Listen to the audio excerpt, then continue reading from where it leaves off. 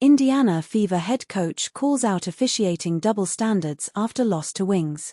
Caitlin Clark is still nowhere close to returning for the Indiana Fever. Without her, the team has done a decent enough job so far but needs to continue pushing for wins to finish in a favorable playoff spot.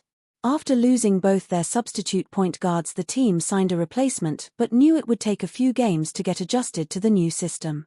To avoid any initial disruptions, Fever head coach Stephanie White decided to keep fresh signing Odyssey Sims on the bench and instead continue with the team that is familiar with each other's playing style.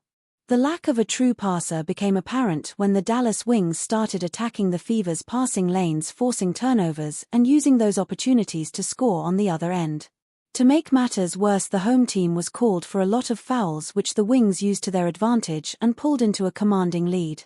On the other hand, they did not get enough calls their way, and that is what White decided to focus on at the post-game press conference. The 48-year-old believes her players are not getting the foul calls just as the other team is getting. She wants the double standards to go, as the Indiana Fever are not getting a fair shot in a game. Sophie Cunningham jokes about using God's name after incorrect foul call. One of the instances of unfair foul calls was when Sophie Cunningham was called for one on Dallas Wings guard Paige Buchers. The replays show that it was the latter who pushed the Fever guard away. At the time of the foul, the replay screens showed that it was indeed an offensive foul on Buchers. However, the game was in session and the officials did not bother reviewing. When Cunningham saw the replay, she yelled out, "Goddamn!" It was out of frustration, as she knew she did not commit a foul. Later, she took to X to clarify her stance. The 28-year-old reiterated that her using God's name was in vain, as the officials did not seem to want to review their own calls.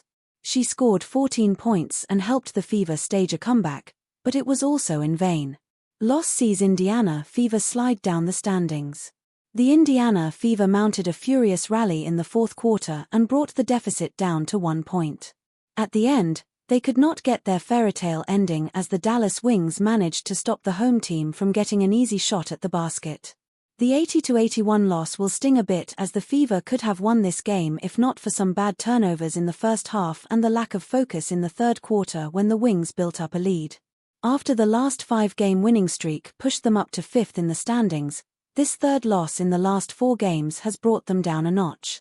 The Fever are now 6th in the standings and face 2 more bottom-rung teams. They need to win the next 2 games to arrest this slide. Moreover, they have to find ways to win games, as they are just 3 games away from losing out on a playoff spot.